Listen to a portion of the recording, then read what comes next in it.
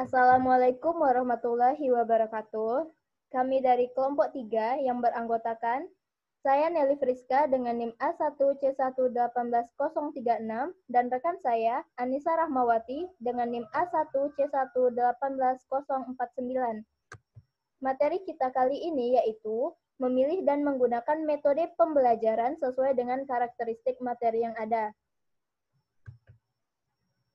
Baiklah, langsung saja pengertian metode pembelajaran.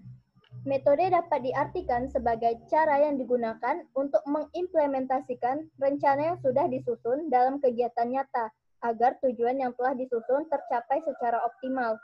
Ini berarti metode digunakan untuk merealisasikan proses belajar mengajar yang telah ditetapkan.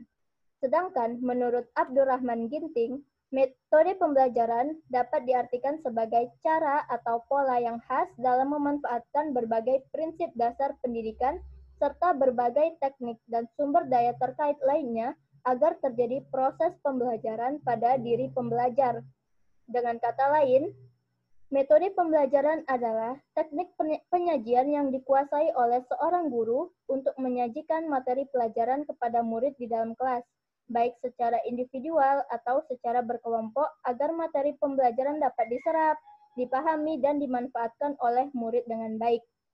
Dengan demikian, metode dalam rangkaian sistem pembelajaran memegang peranan yang sangat penting karena keberhasilan pembelajaran sangat tergantung pada cara guru dalam menggunakan metode pembelajaran.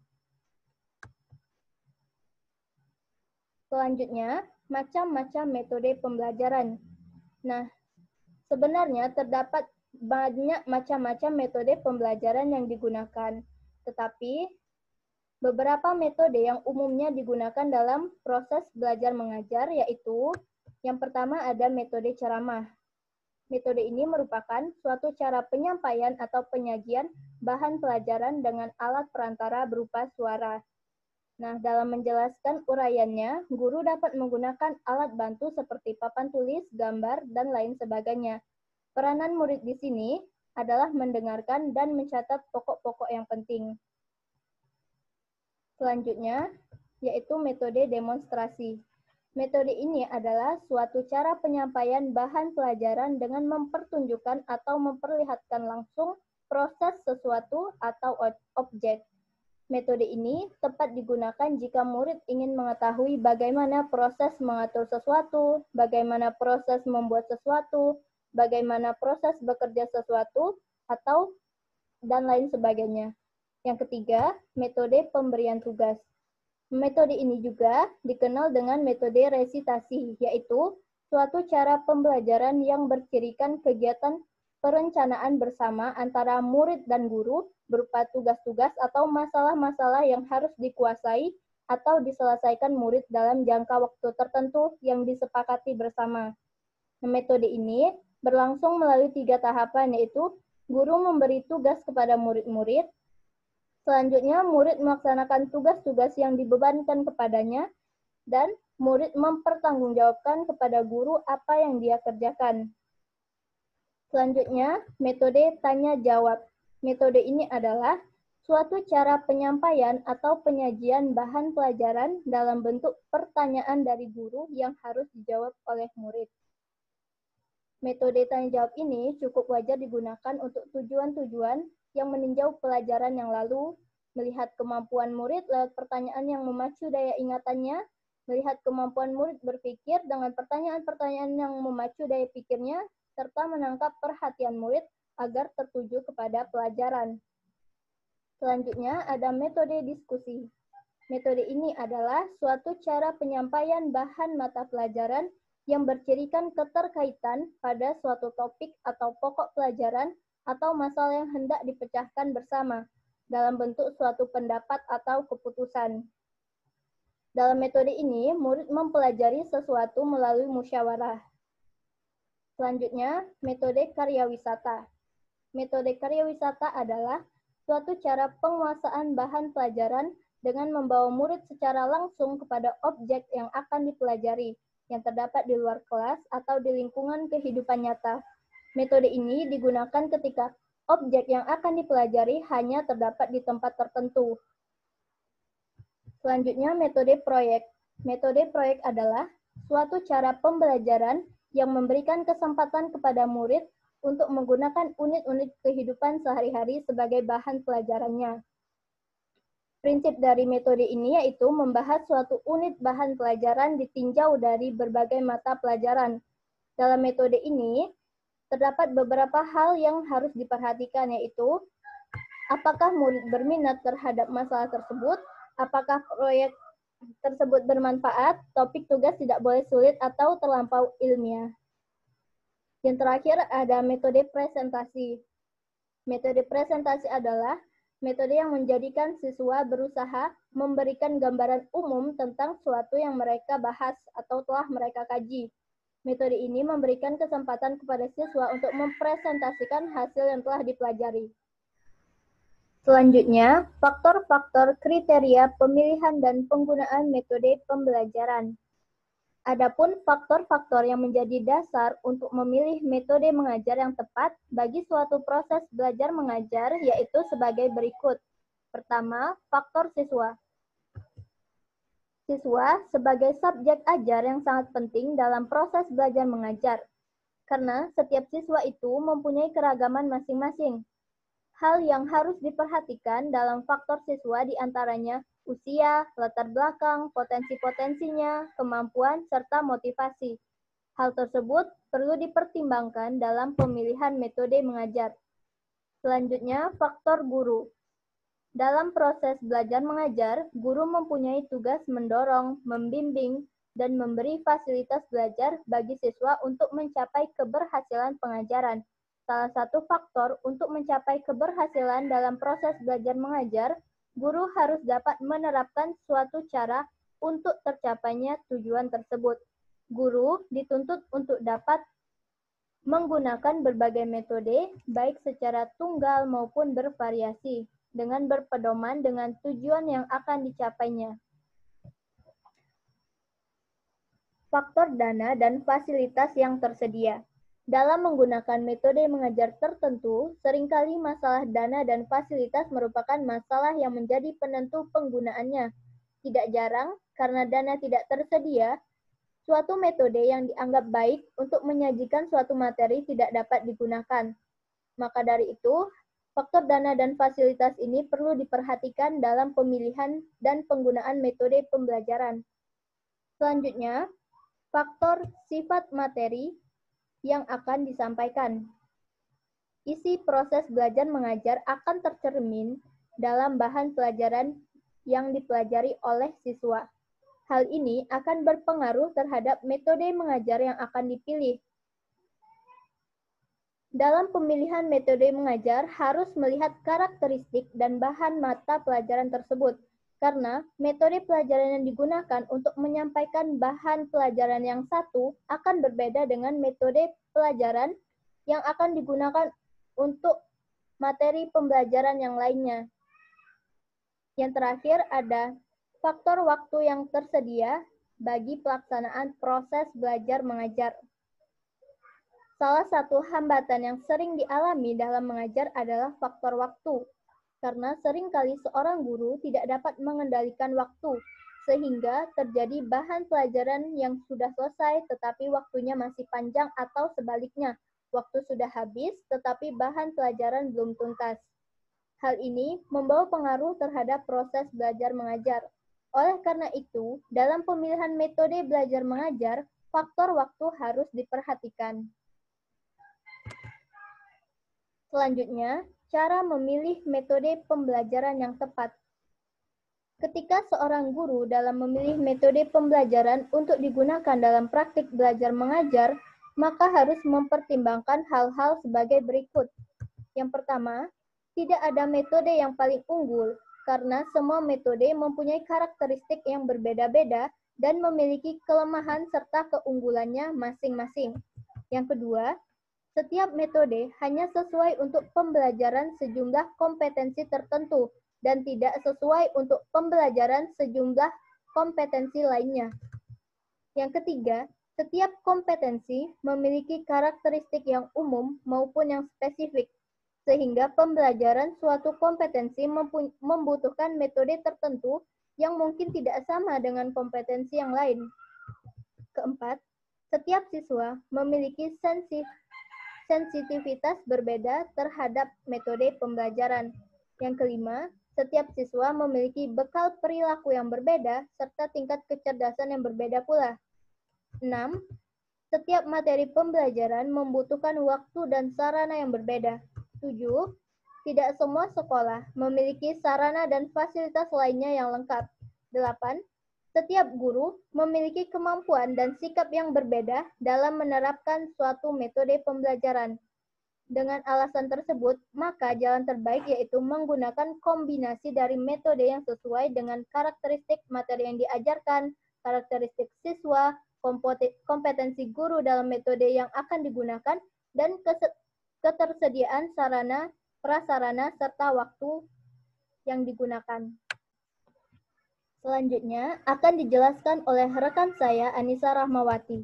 Baiklah, saya akan melanjutkan ke hal-hal yang perlu diperhatikan dalam penentuan metode pembelajaran, yaitu sebagai berikut. Yang pertama ialah tujuan yang hendak dicapai. Tujuan yang hendak dicapai dalam proses belajar mengajar harus menjadi perhatian utama bagi seorang guru dalam menentukan metode apa yang dipakai, atau dengan kata lain yaitu harus serasi. Yang kedua yaitu kemampuan guru. Efektif tidaknya suatu metode pembelajaran juga sangat dipengaruhi pada kemampuan guru dalam menggunakannya. Kita ambil contoh, apabila seorang guru yang mahir dalam berbicara atau public speaking, maka dapat menggunakan metode ceramah di samping metode yang lain sebagai pendukung. Kemudian peserta didik. Guru dalam kegiatan belajar mengajar harus memperhatikan anak didiknya, karena mereka mempunyai kemampuan, bakat, minat, kecerdasan, karakter, latar belakang ekonomi yang berbeda-beda. Oleh sebab itu, dengan latar belakang yang berbeda tersebut, guru harus pandai-pandai dalam menentukan metode pembelajaran yang akan digunakan. Kemudian fasilitas yang tersedia. Tersedianya fasilitas seperti alat peraga, media pengajar, dan fasilitas-fasilitas lainnya sangat menentukan terhadap efektif tidaknya suatu metode pembelajaran.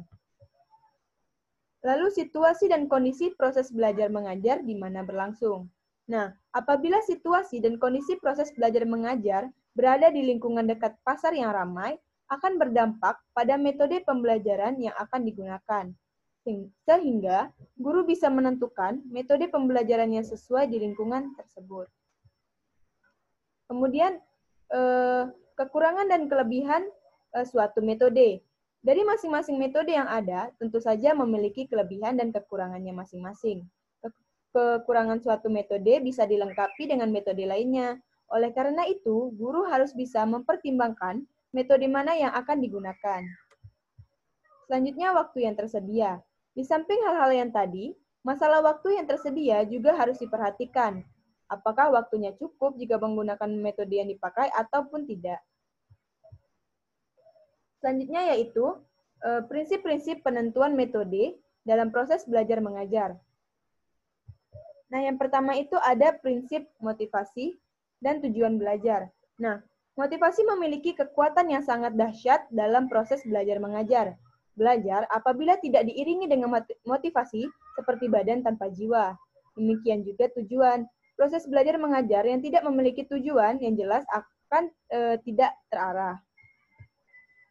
Kemudian ada prinsip kematangan dan perbedaan individual. Nah, semua perkembangan pada anak memiliki tempo yang berbeda-beda. Karena itu, setiap guru agar memperhatikan waktu dan irama perkembangan anak, motif inteligensi dan emosi kecepatan menangkap pelajaran, serta pembawaan dan faktor lingkungan. Lalu prinsip penyediaan peluang dan pengalaman praktis. Belajar dengan memperhatikan peluang sebesar-besarnya bagi partisipasi anak didik dan pengalaman langsung akan lebih memiliki makna daripada belajar verbalistik.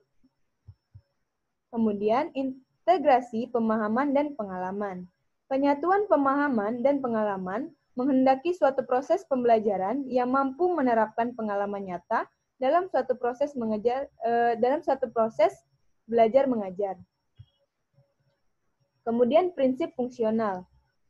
Belajar merupakan proses pengalaman hidup yang bermanfaat bagi kehidupan berikutnya. Setiap belajar tidak bisa lepas dari nilai manfaat, sekalipun bisa berupa nilai manfaat teoristis atau praktis bagi kehidupan sehari-hari. Prinsip kegembiraan. Belajar merupakan proses yang terus-menerus berlanjut tanpa henti, tentu seiring kebutuhan dan tuntutan yang terus berkembang. Nah, berkaitan juga dengan kepentingan belajar yang terus-menerus, maka metode mengajar jangan sampai memberi kesan memberatkan, sehingga kesadaran anak untuk belajar cepat berakhir. Selanjutnya, implementasi metode pembelajaran dalam pembelajaran kimia pada abad 21. Sejalan dengan era globalisasi, ilmu pengetahuan dan teknologi yang berkembang sangat cepat, makin canggih dengan peran yang makin luas, maka diperlukan guru yang mempunyai karakter.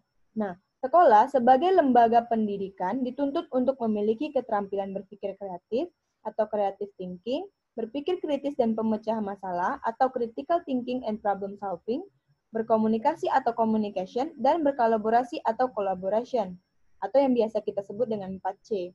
Nah, hal-hal tersebut menuntut peran pendidik untuk mengembangkan keterampilan baik dalam hard skill maupun soft skill pada peserta didik dalam pembelajaran di sekolah agar dapat terjun ke dunia pekerjaan dan siap berkompetensi dengan negara lain. Nah, berikut beberapa model dan metode pembelajaran yang dapat digunakan dalam pembelajaran kimia pada abad 21. Nah, yang pertama itu ada model pembelajaran penemuan. Nah, model pembelajaran penemuan ini merupakan model pembelajaran dengan pendekatan saintifik.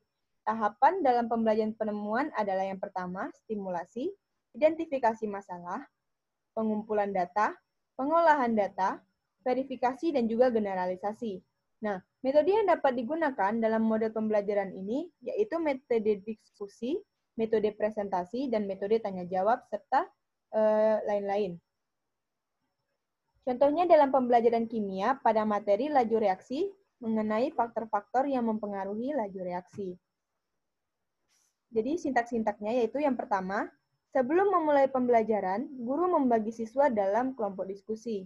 Pada tahap stimulasi, guru memulai pembelajaran dengan memberikan pertanyaan yang mengarah pada persiapan pemecahan masalah. Misalnya guru dapat bertanya, mengapa garam halus lebih cepat larut dalam air dibandingkan garam kasar? Disinilah guru menggunakan metode tanya-jawab. Kemudian pada tahap identifikasi, guru memberikan kesempatan kepada siswa untuk mengidentifikasi sebanyak mungkin masalah yang relevan dengan bahan pelajaran, kemudian dirumuskan ke dalam bentuk hipotesis. Nah, pada tahap ini, guru menggunakan metode diskusi. Kemudian, pada tahap pengumpulan data, guru memberi kesempatan kepada siswa untuk mengumpulkan informasi yang dapat membuktikan benar atau tidaknya hipotesis yang telah mereka buat. Nah, pada tahap ini, guru juga menggunakan metode diskusi. Lalu, pada tahap pengolahan data, guru membimbing siswa untuk melakukan pengolahan data melalui observasi dengan memanfaatkan teknologi yang ada. Kemudian, pada tahap verifikasi, guru memberikan kesempatan kepada siswa menemukan suatu konsep, teori, aturan, serta pemahaman melalui permasalahan yang telah diberikan sebelumnya. Kemudian, guru memberikan kesempatan siswa untuk mempresentasikan hasil diskusi dan observasi di depan kelas. Lalu pada tahap terakhir, yaitu tahap generalisasi, semua kelompok belajar telah mempresentasikan hasil diskusinya. Kemudian, dari hasil diskusi masing-masing kelompok, guru menarik suatu kesimpulan yang sesuai dengan konsep, aturan, teori, dan pemahaman mengenai faktor-faktor yang mempengaruhi laju reaksi. Kemudian yang kedua, menggunakan model pembelajaran berbasis proyek. Nah, langkah-langkah yang dapat dilalui yaitu yang pertama, mengajukan pertanyaan yang mendasar, kedua, mendesain perencanaan proyek, ketiga, menyusun jadwal, keempat, memonitoring peserta didik dan kemajuan proyek, yang kelima, menguji hasil, dan yang terakhir yaitu mengevaluasi pengalaman. Nah, metode yang dapat digunakan dalam model pembelajaran ini yaitu metode proyek, metode diskusi, metode presentasi, dan juga metode tanya-jawab, dan lain-lain. Contoh dalam pembelajaran kimia pada materi larutan elektrolit.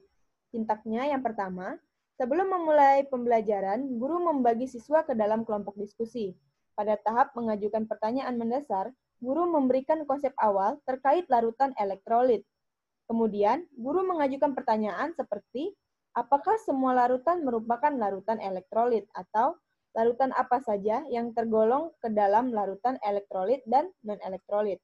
Nah, pada tahap mendesain perencanaan, guru dan siswa secara kolaboratif mendesain rancangan proyek yang akan dibuat berisi tentang alat dan bahan yang digunakan.